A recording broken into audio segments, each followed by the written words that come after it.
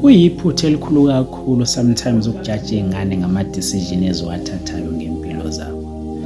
Iqiniso futhi lithi akuzona zonke iy'ngane ezine-guidance e-proper from emakhaya kubo. Ezinye iy'ngane azinayo le privilege yokuba nobhuti ababe-expose nabane-information e-relevant ekuthenini bathathe ama-decision right. And I don't think it's fair kuthina sesibe-expose nesibe nenhlanhla yokuthi sibe ne-information engakwazi ukusiza iy'ngane ukuthi siyishere with iy'ngane zasemakhaya kuphela.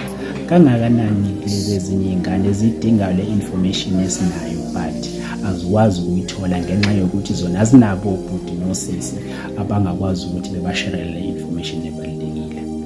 Lana kuseMsinga eFundokuhle High School lapho nami ngangenza khona umatric wami from grade 9 to grade 12. Bekuyisifiso sami ukuthi ngeleli langa I want to go back and share information ebalulekile kulezi ngane zaka-matric just to encourage them ukuthi beyithathe serious imfundo nama-decision abawathathayo azobasiza in future.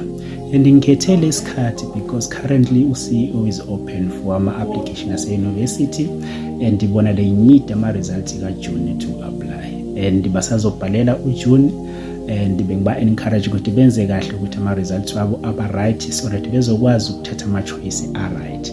And also into engihlupha kakhulu ukuthi lezi ngane azinayo i-exposure, azikho expose kulezi zinto ze-education, so ngiyafisa ukuthi zikwazi ukuvakashela i-university ukuze bekwazi ukuba expose, be-understand ukuthi futhi akuwona maningi kakhulu ama-qualification abangakwazi ukuthi bewafundele, not only for teaching, ukuba unesi, ukuba udokotela, maningi ama-course thina singakwazanga ukuyithola i-information but kubona ngiyafisa ukuthi bebe-expose.